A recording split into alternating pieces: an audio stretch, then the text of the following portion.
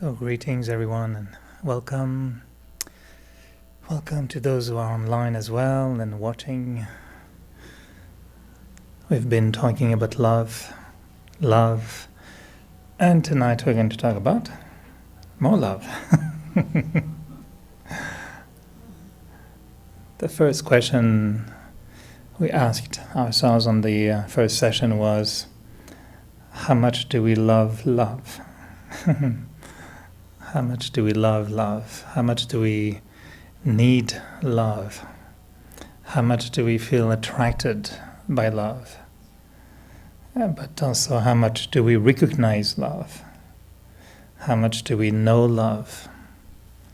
Right? These are all very powerful questions. Because sometimes love is a word that is being used in so many different ways, and I'm not sure we always really know what we mean by love, isn't it? Love you, oh I love you, oh I love this soup. Okay, is loving the soup same as loving you? Sometimes we just say, oh I love it. Okay, it's different types of love. And so to start maybe the reflection, I'd like to take you into a little moment of reflection in the form of meditation. And we've been using meditation as a space that we create where we can experience. So let's start maybe with a few minutes of quiet mind, gentle heart, open eyes, and see what happens. So just make your body very comfortable and feel as if you're not about to leave your body, but to set it aside for a few seconds and feel that you're gently leaving your body at rest, comfortable. And you may want to keep your eyes open so it feels very natural. And the idea is to concentrate on the center of the forehead and realize that this is where the thoughts are coming from.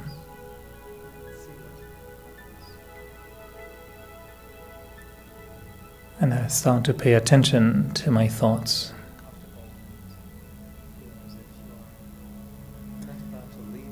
And I decide to create thoughts of love. Because now I've given myself time and space to look at this whole beautiful virtue of love and ask myself, what is truly my experience of love? When was the time in my life where love was so powerful and so strong? Maybe it was today or yesterday, or maybe it was a long time ago.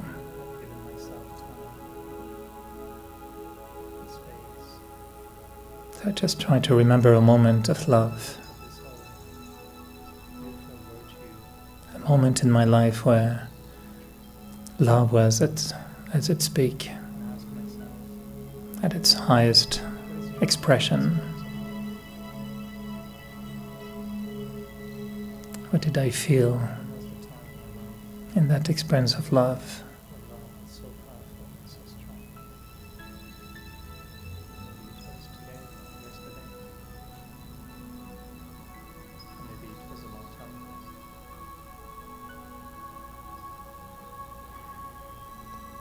Just let's try to remember a feeling of love.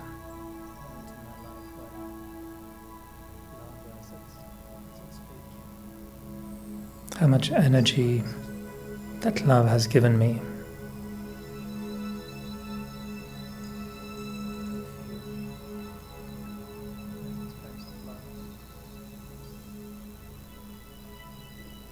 I remember how much that love brought so much happiness at the same time.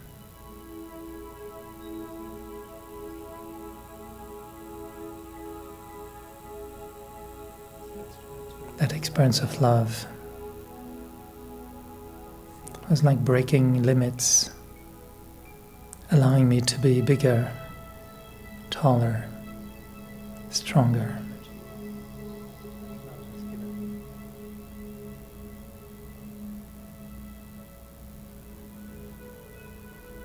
And in that remembrance of love, I remember how much there was hope connected to that love.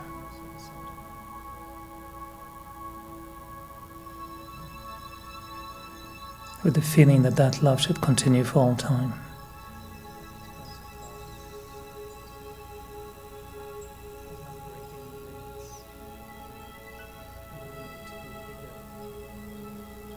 Is there any more beautiful experience in life than love?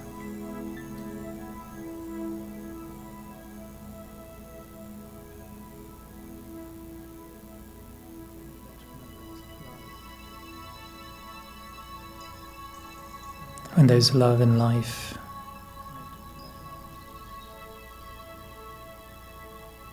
it's like bringing beauty, inspiration, in the whole world. And my world changes when I experience love.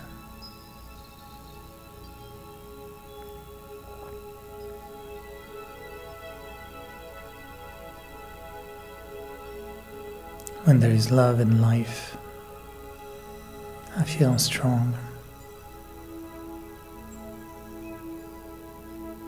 I have energy.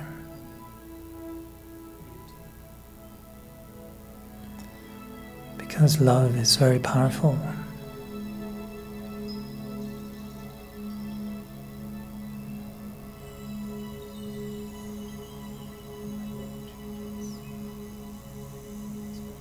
Love gives strength to the heart.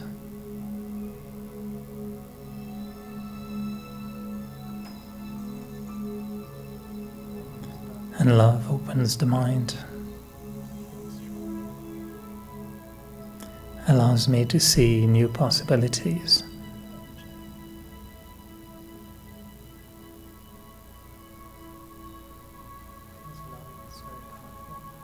So how much love is there in my life?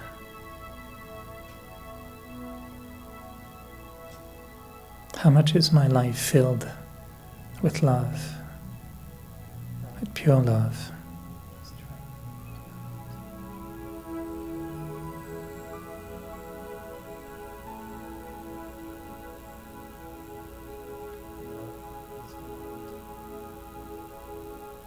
How much time do I take to experience love, even when I'm alone?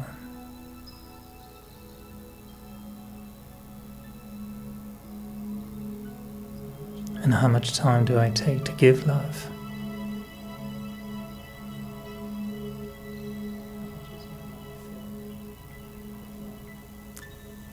To share love?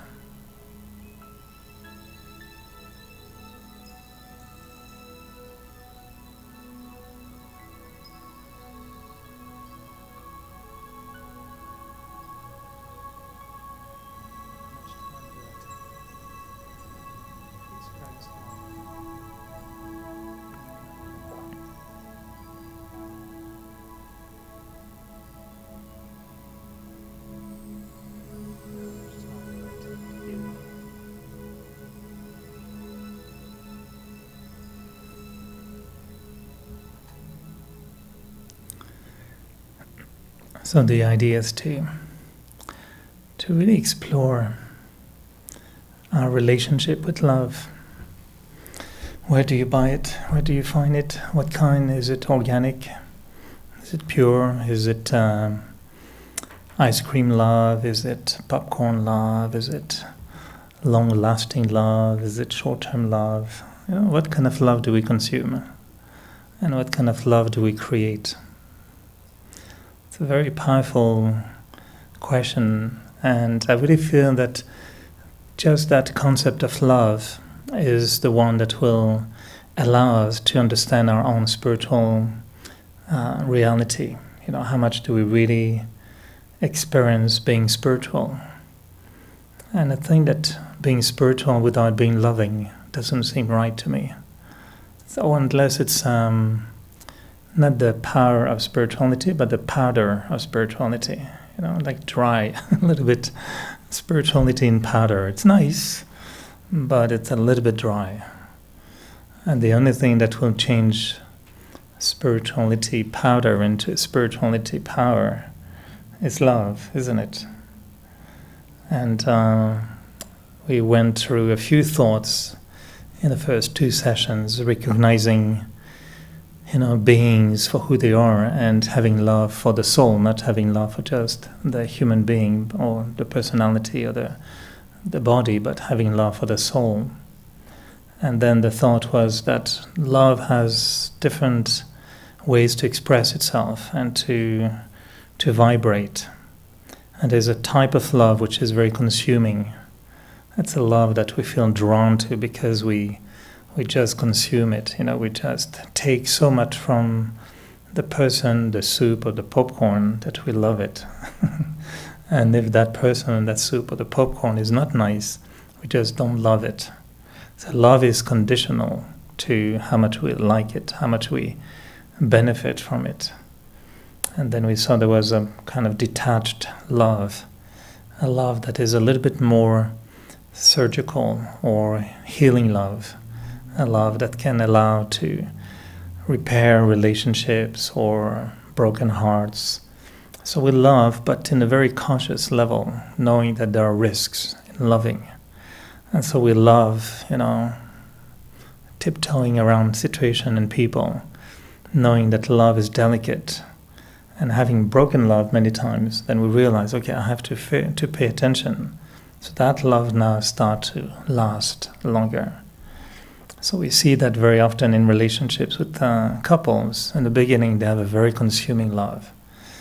All right? It's like a love of attraction and magnet, and it's kind of wonderful, but very dangerous at the same time, because it goes to a spin. And one day the spin takes you where you didn't expect to end up. And you say, what are we doing here?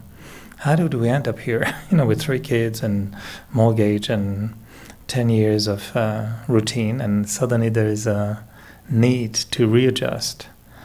And then they learn to, connect love with friendship, love with companionship, love with respect, love with conciliation, consensus, concessions, right? Then you learn to need or to connect love with forgiveness, acceptations, these kind of things. And if we don't do that, usually the relationship will break, because you can't maintain a relationship over a long time without that type of love, unless it's just purely mechanical relationships. And there's not much love sometimes. They manage to stay together, but they barely actually tolerate each other for all kind of reasons, cultural, family reasons, something. But detached love comes when the feeling is that we want to really work on the relationship and heal the relationship. And we mentioned that there was a third type of love, which is a little bit rare, actually extremely rare, and it's popular in advertising, but very rare in experiencing, and it's called unconditional love, pure love.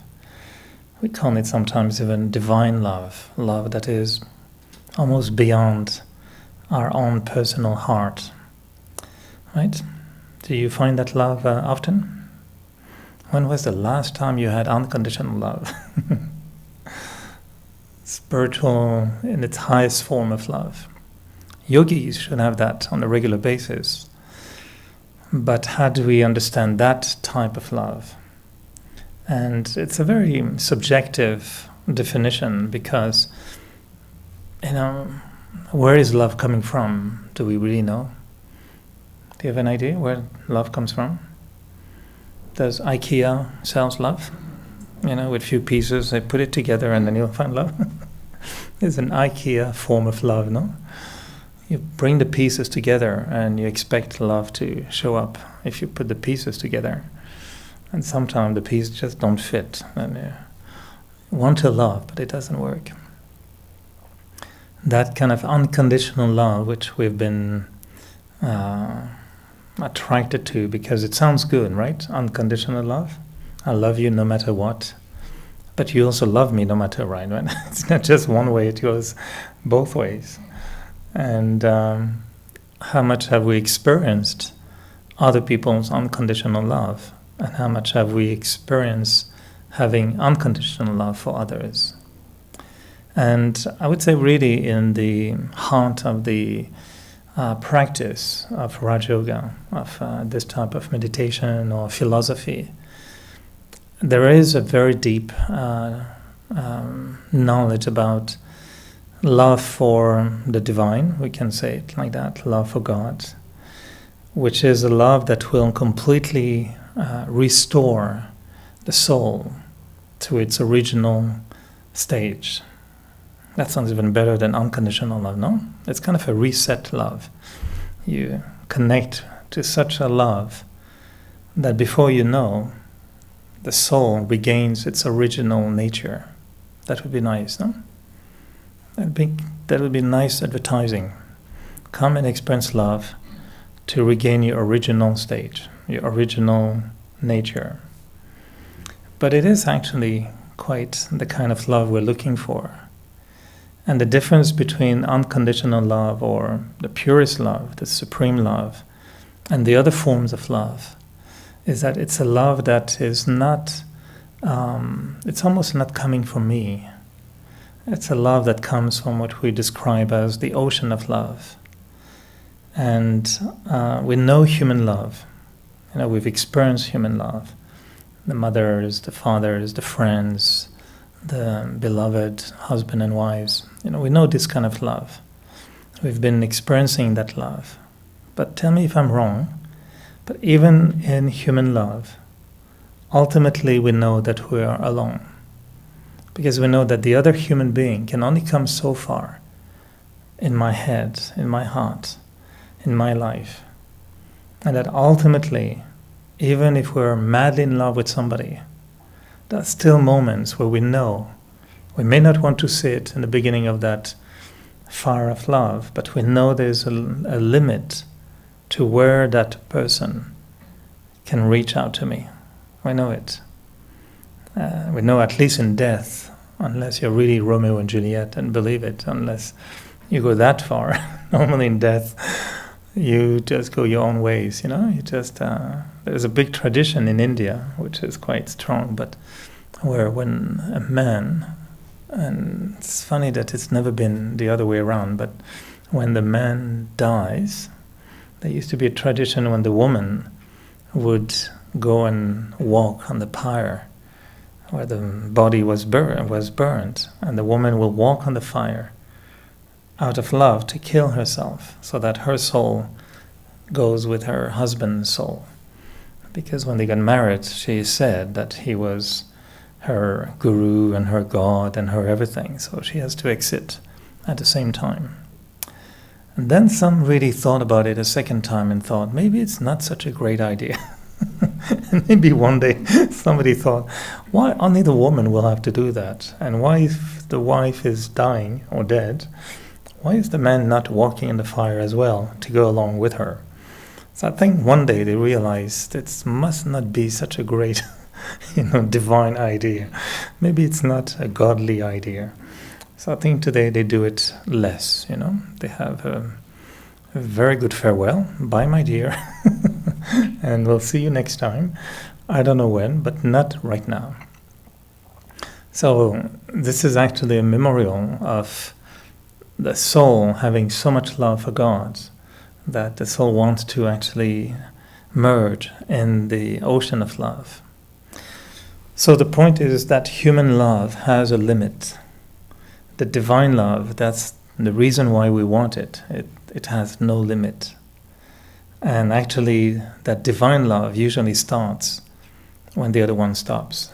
When we've reached the limit of human love, I think we get ready to divine love because we know how to compare. We know what is limited. And I think for most of us who have been little bees of love, we try a flower and then sometimes you stick to it for a while. But then when you keep buzzing in that flower and there's nothing to make honey, well, then you just go to another flower. And then you search for something to make honey with the other flower. And then we buzz like this, from one to the other. I'm working on a little documentary on the relationship between the younger generation and the older generation. And most of the really older people that I meet, they are in their 80s, 90s, they always make that comment that, I don't know what's wrong with the young people now. They can't keep their relationship. They break it all the time and it doesn't last. And most of these elderly people we've been interviewing, they say, I've been 60 years with my husband and it was great. He was really cute. Really? And then, of course, it's not for everyone, but many, really, the older generation, not just that they had to stick around in their relationship, but many of those relationships did work for a long time. My grandparents' relationship lasted a long, long time. I remember being shocked when I was a kid seeing two old people kissing, and I thought, you still do that? Of course we still do that. We still love each other, even at old age. As a kid, I thought after a certain age, we don't kiss. And then grandparents said, no, you do kiss, even when you're very old. Because when you love each other, you hold each other, and so it was nice to see older people, still being together. So this kind of unconditional love, or the purest love, is one that really helps me to connect with something which is much higher than I am. And if that love that we experience, for me, it's mostly in meditation, but also in walking meditation and living meditation. Meditation is not just sitting down and meditating, but sometimes it's just being aware. You talk to someone on the street or you are at work. Yes, 60% of your awareness is connected to what's happening, but you still have 40% to connect to something else, isn't it? We can do both. I mean, how many can drive and still talk on the phone at the same time? Hopefully not holding the phone, but if you have a proper legal system, you still do that. Or maybe you talk to the person sitting next to you. That's legal. So which means how much percentage of your head is connected to the road and how much is connecting to the discussion. It's possible. It's not best scenario, but if it's easy driving, you can do that. If you're cooking, you can talk to someone else without cutting yourself, right? You know how to do it? It's easy. Which means when we do something, only a certain percentage of our consciousness is required. So yoga, connection, meditation can also happen anytime during the day. Whatever we're doing, whenever we're connecting, that is possible. So in those moments, I find that this is where sometimes I can experience love. My personal journey in spirituality was having a lot of experience with human love before and being really a beggar of love. I really feel I've always been a beggar of love. I've always been unsatisfied with love. I could give a lot of love, which was actually very impure love, very attached and very possessive love. But I used to demand as much in return. And if there wasn't equality in the amount of love, well, you're losing in the deal, right? So if you're a big giver of love and you don't receive a lot of love, and if your love is very conditional, that is recipe for failure. Because if you're very intense in giving love, most likely the other person may not be as intense. So then it's a deficiency in the deal. So when I came to Raj Yoga and I was told about spiritual love and godly love and things like that. And to be very honest with you, for my first few years in Raj Yoga, my only complaint was always about, I know, I understand, I read this theory, I don't feel it. I don't experience that godly love. And I was trying very hard, sitting down in meditation, and I thought I was making it up myself. I was trying very hard to connect with God and experience that love. But then at the end, I keep thinking, but it's not really that. I mean, I'm happy, I'm buzzed, and something, but I cannot say really I'm experiencing God's love. I felt it a few times, but it was very subjective. Was it nice, I don't know, feeling of the day, or was it just a mood, or what really created that feeling? It's very hard to say. And it suddenly happened after many years when I started to change my thinking about love, and realizing that the love from human beings that I was seeking is a very physical love, is an emotional love, is a love that almost makes your heart, go boom boom, and you start to feel different in that way. And then I realized that the love that I was being proposed was not necessarily an emotional love. And I used to read this expression, love of the intellect. And I used to think, why is love connected to the intellect? It's connected to the mind, it's connected to the heart, the feelings, the emotions. But we used to be told you should have a loving intellect. And only one day I realized that the love of human beings and the love I feel in matter, in the physical world, cannot be the same as this divine love or this unconditional purest love, because that purest love is not given by a human being. So the expression of that love will not be the same. And I started to look for love in different ways, in different forms, if you want. If, for example, you come home one day and on your bed there's nice little chocolate with a flower and a little word, I love you. The person will not be there, but you will feel the love, isn't it? And it's not love for the chocolate or the flower or the paper. It's love for the person, but the person is not there. But the gesture, the fact that the person thought of you and did something makes you feel, oh, I feel love, isn't it? And it's quite interesting because that moment we remember the person, but the person is not there. But what really defines the love that we experience is actually the act, the doing of the person. If the same person left home and forgot to turn off the tap, and you come home and there's a flood, will you feel that much love for that person at that time? Really? Still, person is not there. Still, you're remembering that person, but you don't feel love at all, right? You feel, I'm going to call him or her. And you feel pretty angry. Same person, just did something different. And instead of leaving a chocolate, it just left a big flood behind. But why would we change the love that we experience for the person? It's because of the action, what the person did. And I started to think about my relationship with life, the bigger picture, God, something. And I started to wonder, are there things that happen to me as a consequence of my relationship with God? And I know it's very kind of a little vague, and it's part of beliefs, and there's no proof in all these things.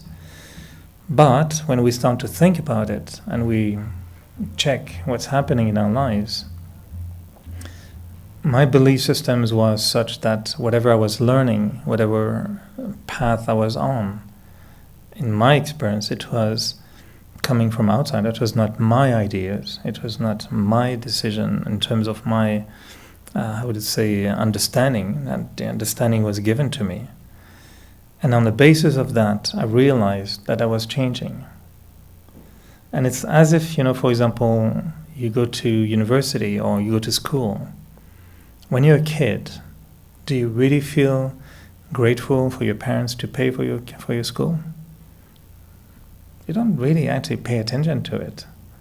I always had the same experience where every Sunday for years, when I was a younger person, we used to go horseback riding, and my dad used to go hunting. And at the end of the day, he will pick us up. There will be a few dead people in the trunk. That was okay at the time. They were birds.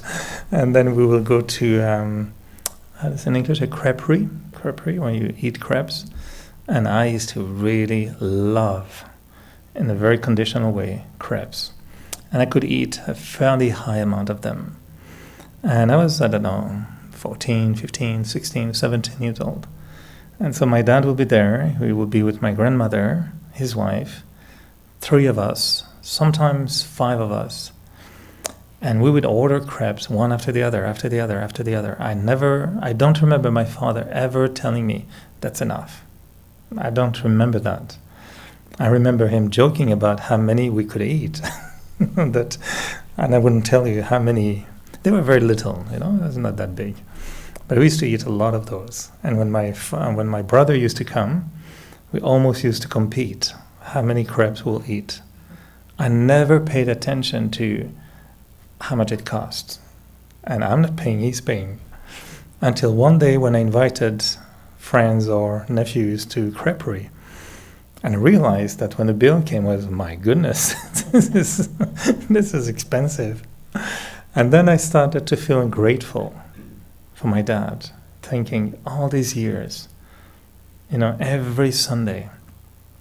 And it's not that money fell from heaven. He had to work really hard to pay for all these things and pay for everything, for our school. And I realized how little gratefulness I experienced in those days. And I'm glad that I had the chance, because of what I'm doing here, to stop at some times and realize, hey, I didn't say thank you. We took it, it's natural. Parents pay for everything.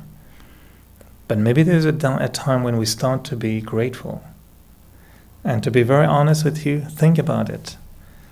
But when we start to look at what the father or the mother has done for us, the type of love we start to experience is not the same as the love we felt at the moment the crepe was given.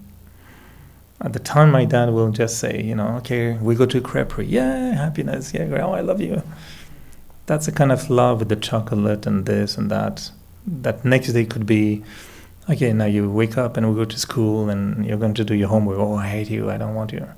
Same dad with a crepe. I love you. With homework, I don't like you.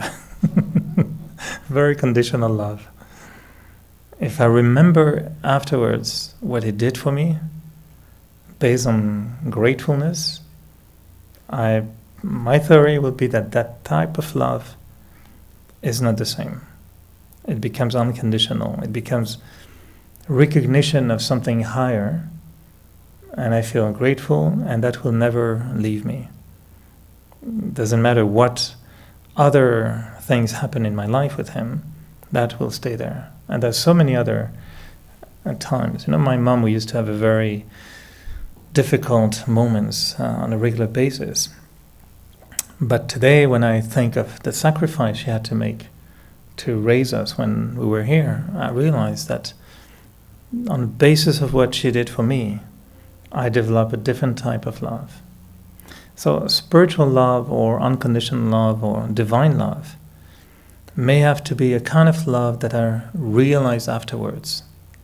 I have to think about it to experience that love.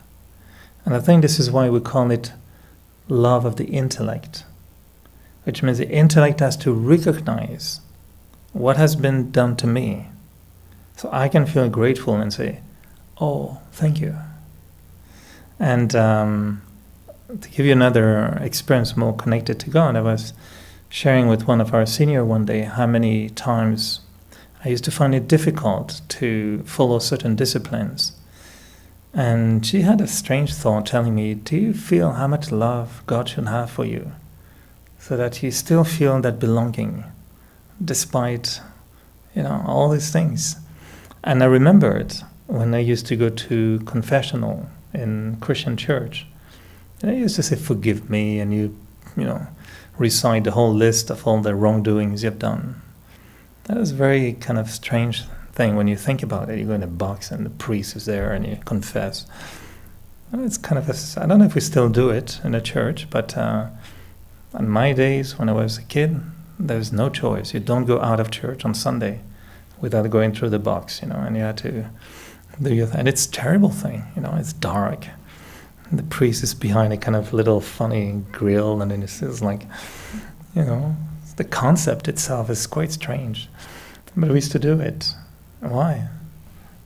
Because we were told that these were sins, and if you don't remove them, your connection is broken.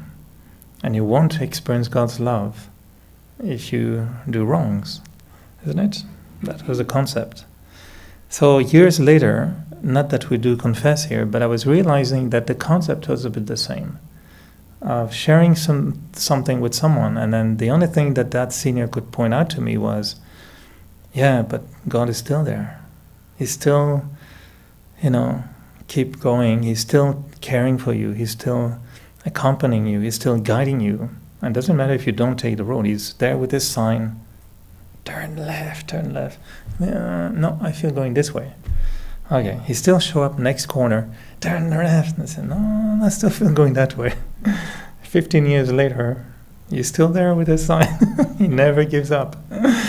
And for me, when I realized God hasn't given up on me, then that kind of love I felt was different. See what I mean? Like, it's not emotional love, it's love of the intellect. And I shared recently that because of saying, the choice of life I've made is quite strong. You decide to commit your whole life to experience that relationship with God. So I didn't get married. I'm not, every day someone points out to me, so you don't have kids? I say, no, I don't. And then there's a silence thinking, okay, what's wrong with him? Either something is wrong, he's gay or something. And but I'm confronting with that all the time. And sometimes I used to feel a bit uncomfortable with it. So I used to say, well, I'm a modern monk. That was my favorite way to get out of it. And I used to say, I'm a modern monk. And some of them were so uncomfortable that they would change topic completely, saying, nice weather today, huh? Yeah, okay, I could tell. Okay. They don't want to go that way. And others will say, what do you mean? And then I would share. I said, well, my choice is to experience that relationship with God and to see if I can hold on to it as my main priority relationship. And I know it's a big choice, but I always used to say, you need specialists in life. If I have a problem with my heart, I want a cardiologist who studied for 20 years very well which little part to cut and which one not to cut. I hope he really studied very well and he dedicated his life to be a heart specialist. I don't want a plumber to fix my heart. I want a cardiologist. So on a spiritual level, I'm happy to be specialized in certain areas because we need. And I'm happy that some of the seniors in our organization have given their whole life to that relationship with God. So when they talk about it, it doesn't feel phony. It may feel personal. It may feel subjective, but it feels real. So when I decided to do that, I know that today I look at it sometimes and I'm being challenged about that personal choice. And I see couples and I feel, did I do the right thing? Did I miss something in this life? Because as you age, you feel it's a little bit late now to decide, at 50 some years old, okay, funny, I'm going to go and get into a relationship. Never too late, but it's a bit late. But the thought I had recently was, after all, I've been married with God for 33 years and he hasn't given up on me. I did file for divorce many times. He was rejected. They didn't accept my divorce. So I said, okay, I give many times God's threats.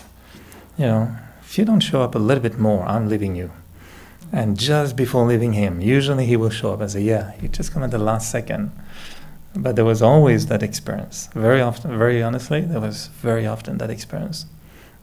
Can share that I sometimes felt spiritual journey was a little bit too difficult. And I said, okay, such a date, if I'm not really happy in my life, I leave it.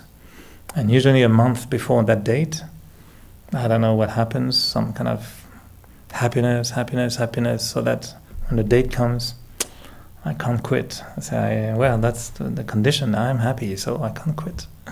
The day after the date, I'm back again. So, okay, you really are nutty. And it's true, because he would say, build your happiness. Don't count on me to do everything. So I know it's kind of different. It's personal. It's faith. It's beliefs, but it is real at the same time. For me, this is my life, and I decided to commit in this birth, giving time, energy, facing every challenges in life, by trying to use that relationship with the divine, so that there can be transformation, there can be newness, there can be clarity in my head, there can be righteousness in my actions and my values. So when I see what is being done to my life, then that's the kind of love I feel I would identify as divine love. It's a love that I feel has been given to me. It's a love that is extremely powerful. And from time to time it does manifest in the form of being just sitting in front of a wall or in my balcony and feeling suddenly that I'm, overflowing with an energy. And that energy, the only word I would use is love. And often I've been thinking in meditation, is this happiness? And try to experience the difference between happiness and love. There's a difference. It's not the same. And sometimes you feel overwhelmed and you wonder, am I happy or am I experiencing love? It's quite unique. Today I would say that yes, I do experience this supreme being or this life force, however you want to call it, as being an ocean of love. And I know that it's my duty to clear my head so I can experience that love. And it's not that I can reproach God to not be present.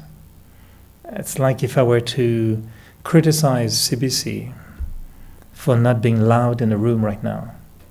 I say, well, yeah, CBC is available and you need your radio to connect. You cannot, right? You understand what I mean? You cannot criticize CBC or any radio station if you don't hear it right now. They would say, well, but are you using a radio? Are you connecting? Are you using headphones? And the radio station would say, we are broadcasting. It is broadcasted all the time. But your duty is to have the proper system, connect at the right numbers, and then you'll hear it. And my experience of God is the same thing. I used to always feel, you have to be there. And he said, but I'm there. It's just you're not connecting. You're not using the right method. And the beggary time, the kind of feeling of, please God, help me. It's like you're eating the wrong food and you go to the doctor and say, oh, please help me.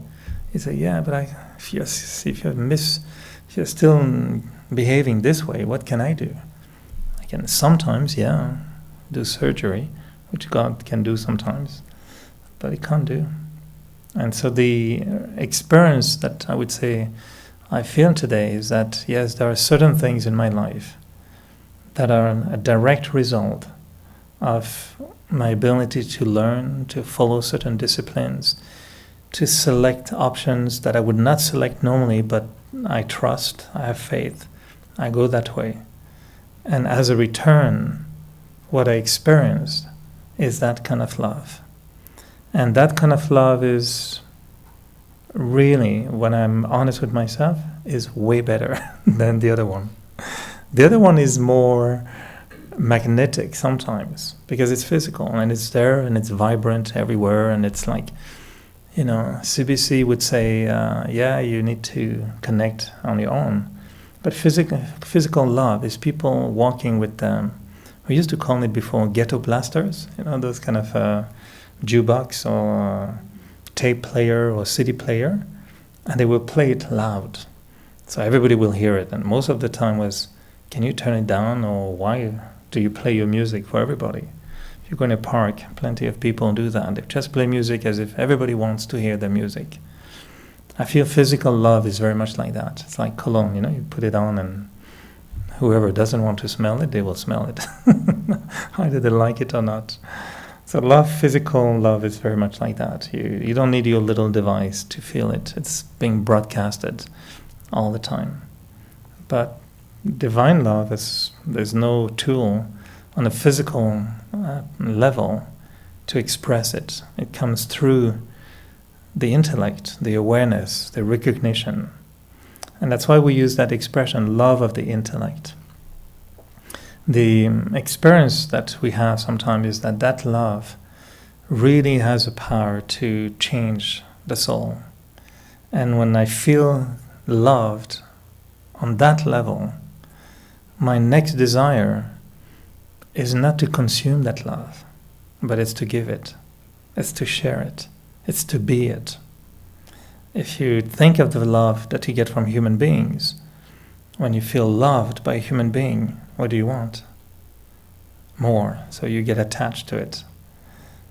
We always say attachment is actually recognition of a long-term source of love, let's say.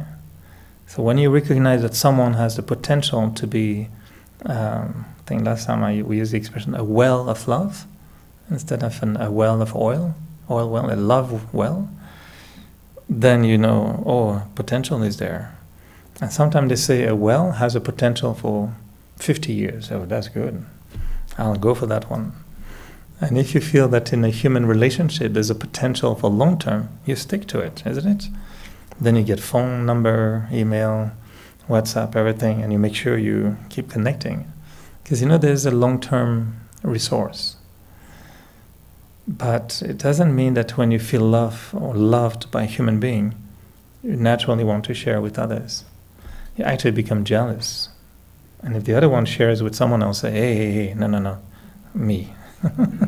Me alone, right? You don't look at her, you don't look at him, isn't it? I always wonder, God is the opposite. He's in love with everyone, and we're not jealous. And you wonder why. If it's godly love, it's for everyone. But I'm not jealous. I actually wish for everyone to connect, because I know that source is infinite. So it must be different. Otherwise we'll be jealous. Even within the same religion, anyone jealous of another, who would say, oh, I felt God's love. Is it good for you? Imagine that he says, oh, I felt love from your wife. What? That wouldn't work that well at all. You wouldn't want that. So it's not the same type of love. That love doesn't create jealousy, doesn't create attachment. Because when we experience that love, what you want to do with it is to share it, to give it. And actually that unconditional love is that kind of love. Because you feel that it's not yours. That's what I said earlier. It doesn't come from me, really. When I'm in that state of feeling that love, I'm in a blissful love, if you want. You look at the world, and you feel almost as if you're above the world, connecting with this ocean. And the only thing you can say to the ocean is, yeah, sure, I can pass it on, I can just transmit that love. So you feel you're channeling that love. That's why it's totally unconditional. Because you don't really care about what will they do with it. Will they pay me? Will they recognize me? Will they praise me? I don't mind. I'm connected. There's so much coming that either you accept it or reject it, or recognize it or not. It doesn't make any difference for me. Because I'm not calculating on that level. Human love, this doesn't work. If I give love to a human being and for myself, and you don't recognize it after a while, well, that's enough. I've had love for you for a long time enough. You have been criticizing me, defaming me, but then I don't love you anymore, isn't it? And it's normal. But if it's this kind of spiritual love, this kind of unconditional love, and if you give it to someone and they don't accept it or they don't do anything with it, you really don't mind, because it's not yours. It doesn't come from you. And that's why love on that level, on a religious level, I understand it becomes like godly things, but on a just maybe more, how do you call it, non-religious way, if you want, laik. What is laik in secular, thank you. Yeah, on a more secular level, I would say, well, just use the word life. Life is love. Love is life. And on that secular level, if God doesn't fit in your intellect, well, just the use of life, because we know there's an energy in the world which is way beyond than ours. That many things we don't understand. So at least we can connect with a higher form of life, which is beyond our own personal journey, and recognize that force is there. If you see, there's one channel on TV which is very nice. It's called National Geographic. And if you watch it a little bit sometimes, I challenge you not to connect with that higher form of life, because you realize how little we are. We're so concerned with our little world, and we forget how big is this world and wonderful is this world. The animal world, the nature, planet, cosmos, space. It's so mesmerizing, it's so incredibly beautiful, isn't it? It's way beyond who we are. Life on earth is so much bigger. And at least if we could connect to that level, that will help us to detach a little bit from this limited routine of love, which is very little marketable love. I love markets, but this is really what the world has become with love. Little things, 12 of each, 4 of them, 2 of them, and a price tag on it, and somebody yelling, "Take my love, it's better than this one." This is how we have become, a market of love. And it's kind of okay, but it's a little bit small. And if we get out of it, I think there's something so much bigger. And my personal experience today is that this is exactly what I look for. The essence of our whole spiritual journey is to connect on that level. And we're told that the essence of Rajoga is to be in yoga all the time, so that you can be Raja all the time. So the more I'm connected in yoga, the more I'm Raja, means king or sovereign. So which means that connection, that love that we experience, restore my original state of being a master of myself, a master of my mind, a master of my personality. And it is very difficult, we can't say the other way. It is very, very big challenge to do that, to repair the self, to restore the self. But with love, it becomes easy.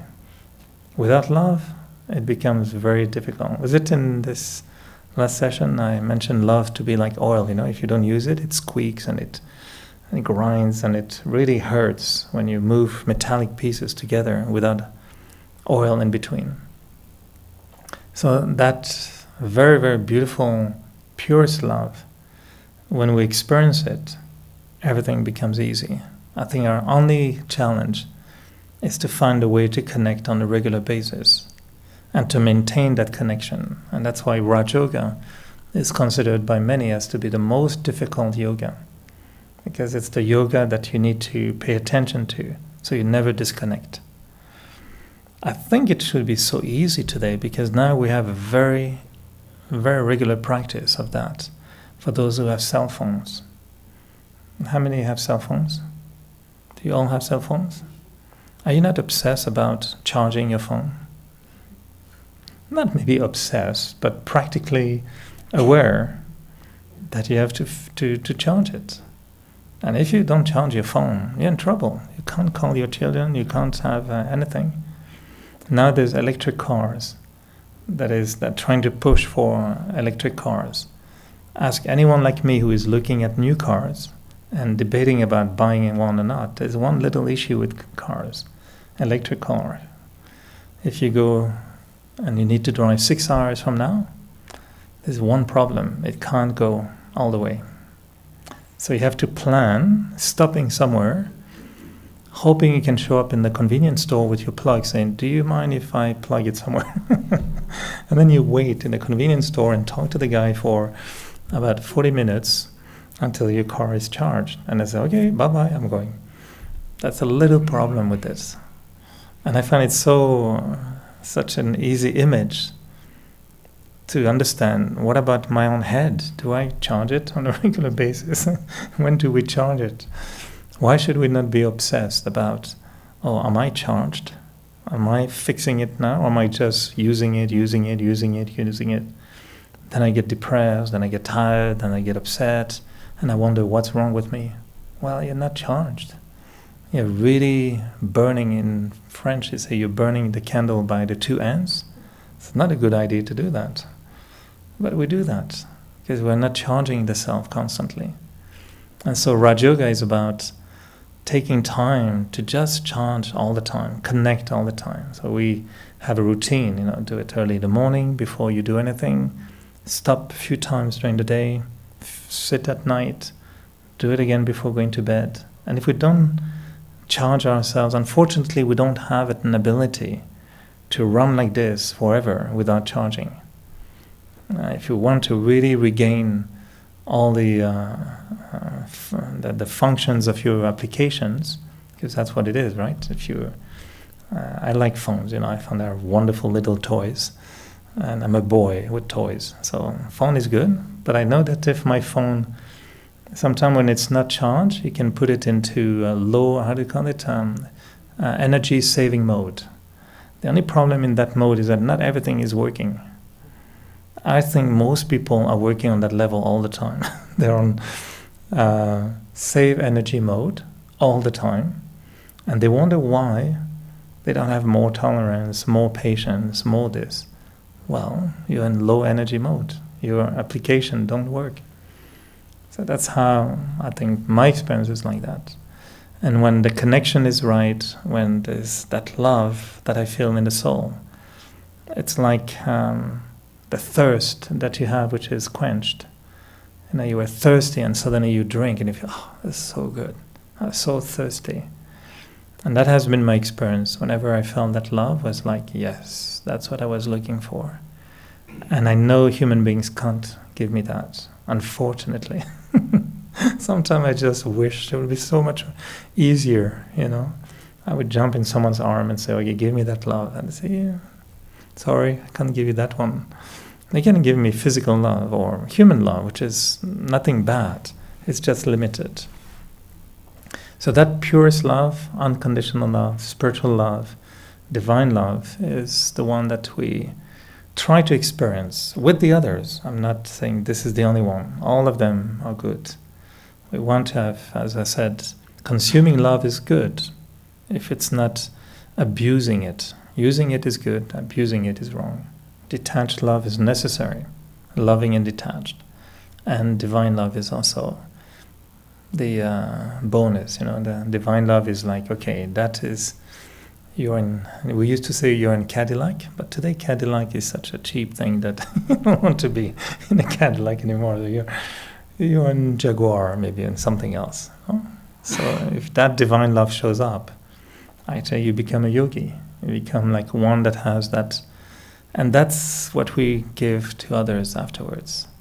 If I want to give that kind of love to my family, to my friends, to the world, it's beautiful. It's beautiful. And you feel fulfilled. That's when people say there's sparkle in your eyes. You're connecting to the ocean, and you look at the other, and you know it's coming from above. And it feels like it's coming from above. And in return, when we feel that, we feel so much love for the above, saying, yes, I won't leave you, promise. And years later, you're still there, thinking, no, I'm not leaving you.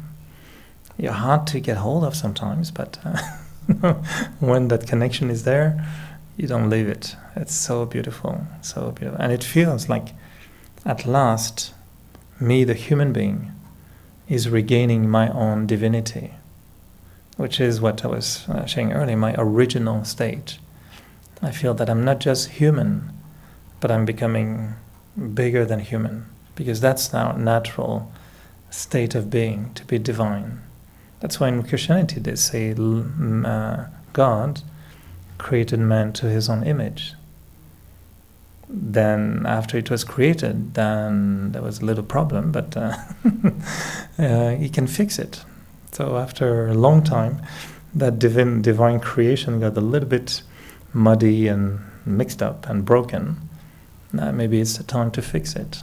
So if we reconnect with the original creator, then we can fix it, because he knows the recipe. And we were just made of love. I think that's all. That which is the essence of creation is love. So, does it make any sense, or did we go too far and we lost everybody here, and you're going to all claim a refund when you go out? No, it's good. I know it's tricky. It's a little bit, metaphysical or whatever, spiritual, but I invite each one again to just maybe for the next few days think about it, and maybe use that expression, love of the intellect. Not just wait to feel love, but before we can feel it, let's try to see it. Let's try to think about it. Let's try maybe to provoke it. And in your own way, you may want during the week to talk to life, God, and say, okay, can we start playing now? Can you just, bring that little piece of chocolate on my bed with the little note so I can have gratitude? Where do you show up? And I will finish with that, but we are told that, again, as I said, we shouldn't try to maintain that connection all the time. And one thing I started to play with, for example, is in the evening, I look back at the day and I tell God, were you there at any of these moments during the day? Did you show up at any point? Or was it just me? Was I alone? Or was it you pushing me? And I thought I was doing well, but actually you were doing that. And if you have a spiritual life, of course, if you just went playing bingo all day, most likely he won't show up. Although we don't know, maybe he plays bingo, I don't know. But if we're more a little bit on, paying attention to rising the level of discussion with someone, if we're paying attention to being kind to people, in the evening when I look back at that moment, sometimes I realize, was it really my idea or was it from you? Can I really own anything that I've done in that particular situation? And I like to believe, and I use it like that, I like to believe sometimes that there was another energy helping me. And if I believe like that, then that type of help I feel generates more love. And for me, this is where divine love is. I know I was not alone. And it's like this beautiful picture that has been shown on many posters. Footprints on the sand, and there are two sets of footprints, and then suddenly there's only one. And it says, why did you abandon me just when I needed you? And he says, I didn't abandon you. I put you on my shoulder. I was the only one walking. You were on my shoulders. It's beautiful. I feel like that. I feel it's true that many times I think I'm doing, but I'm not. He's just helping. So the more I see that presence, the more I recognize it, the more I start to feel love. And if at the end of the day, I could suddenly think that maybe you did show up and I didn't see you. Okay, fine. It's like maybe you paid my crap and I didn't know it. Now I know it. Thank you. And then that love increases. And that love creates a lot of humility. Because today I don't know what to think about my thoughts. I never think, somebody says, oh, you had a great idea. So, I don't know. Just maybe I got some help in there. I don't know. So you feel a bit more humble that we don't know who is doing what. It might be just connecting. So, does it make sense? Yeah? So let's experience it again a few minutes in that beautiful world of silence and meditation and see what happens. So we're going to talk a lot about love in the next few seconds, and you're allowed to cry, you're allowed to smile, you're allowed to really wonder because we want it to be very real.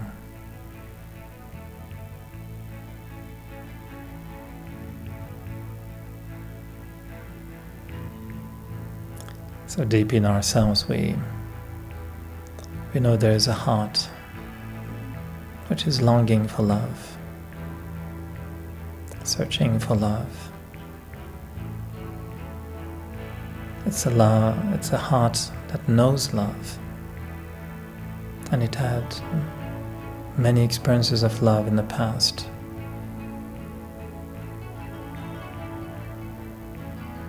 And my heart knows all the different kinds of love.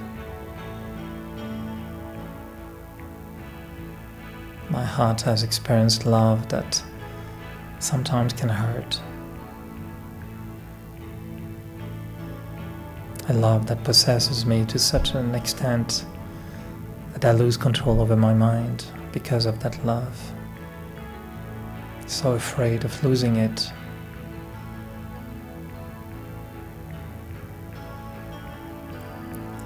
And sometimes there was so much love and yet I was still unsatisfied.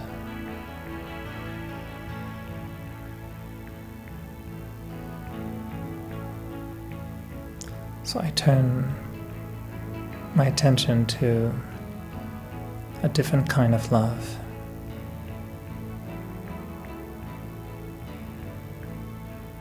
And just for a moment I stop searching for love.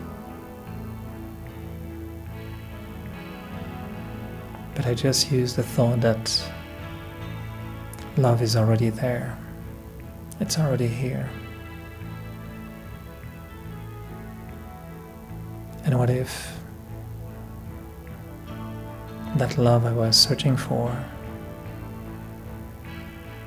is a love that has been here all the time? I just haven't seen it, but it is here.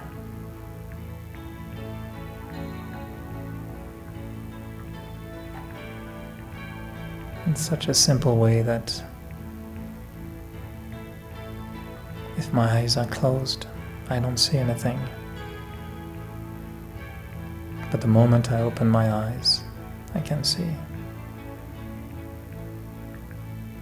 It is the same thing with the heart.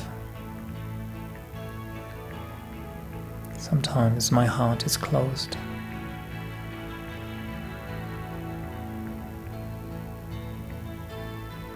It searches for love, but it's still closed. So what if I open my heart and just accept that love is love, that life itself is love.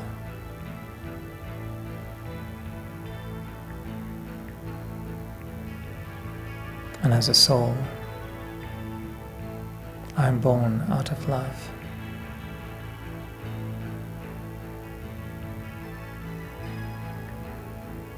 And that purest love has been placed in my heart.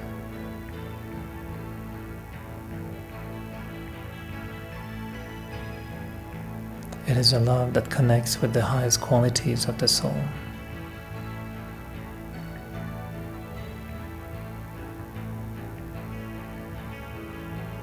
If I experience that purest form of love, the divine love, I can only accept everything, forgive everything.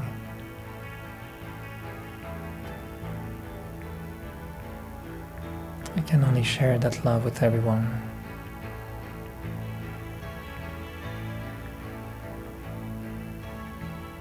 It's a love that comes from the ocean of love.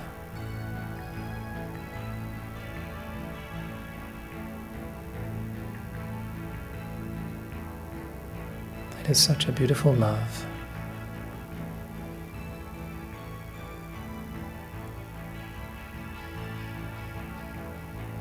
It's a love I don't have to look for or search for.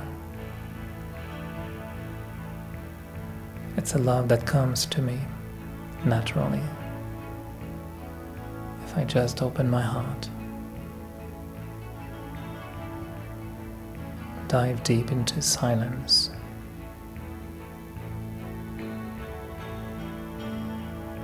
and if I stop begging for love, I see that love is here.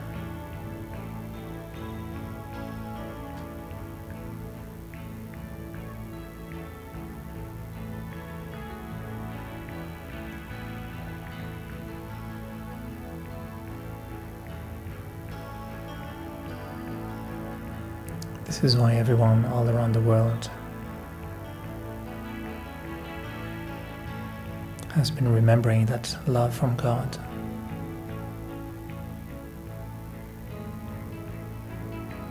Because we know it is the highest form of love.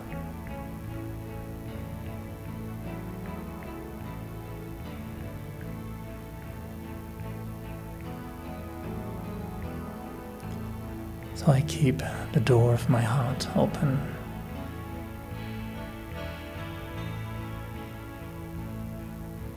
And I remain determined to follow the path of love.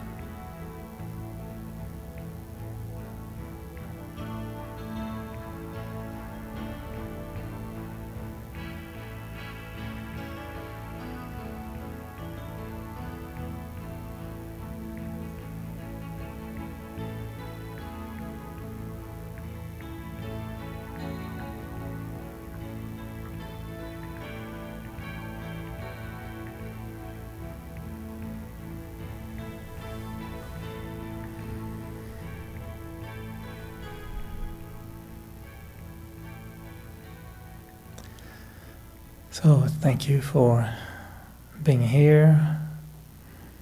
Hope you all are going to smile. Otherwise, it means there's not enough love. Because love makes us smile, makes us feel yes. So because you've been good and patient and you've kept your ears very wide open, and this is the last of the 3 sessions on love. We said there will be love, love, and more love.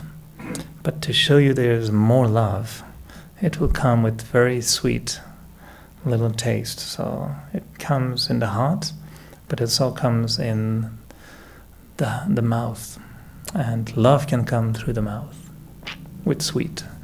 So we have prepared some very beautiful little sweets that have been prepared here with love for each one of you, along with some special thoughts called blessings. Okay, I can give them. Yeah, we can do the traditional way. And I can use the, wow, it's beautiful. Each one receive a very special blessing of love. We have creators of love here. And before we let you go, just so that you know that next Wednesday, which will be the 2nd of June, not at all, 2nd of August, it will be a program called The Moment of Calm. And it's a worldwide initiative for peace and forgiveness. It's another organization which is putting this together.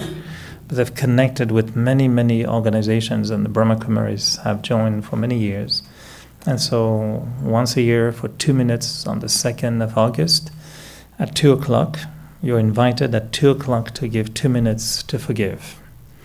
Forgive yourself, forgive the world, forgive your neighbor, forgive whatever just happened, whatever will happen. You just forgive. And to confirm that forgiveness, you come here in the evening, and we'll have a special evening. It will be in French, but it'll be French-English maybe for the meditation in the beginning, I don't know. but it's the on a Wednesday night lecture usually. But we'll have a short lecture and a longer meditation, just focusing on forgiveness. And if any one of you wants to take the Raja Yoga course, it will be on Friday, starting August 4th, so for 4 weeks. And this is good because it doesn't happen too often. So for those who have taken the meditation course and who want to go one step further, it's called Raja Yoga course. It's more philosophical, but very interesting. And it really helps in guiding you in meditation. So that will be for 4 weeks, starting August 4th. And how we should do this?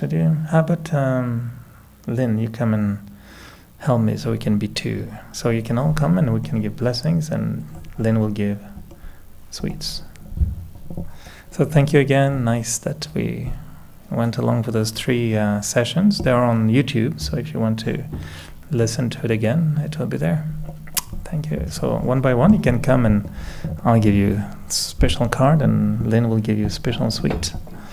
So one will sweeten and give love through your eyes, and this one through your mouth.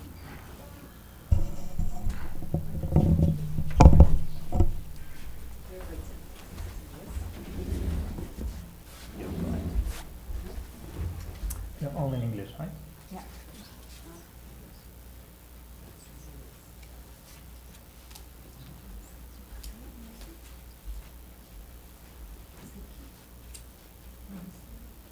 Then you can share with others, you can read to someone else. Oh, this is what I got.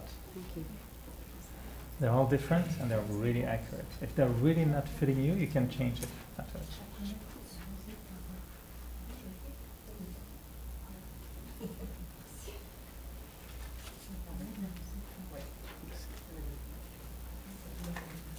How does it say? Love has harmonized. Yeah.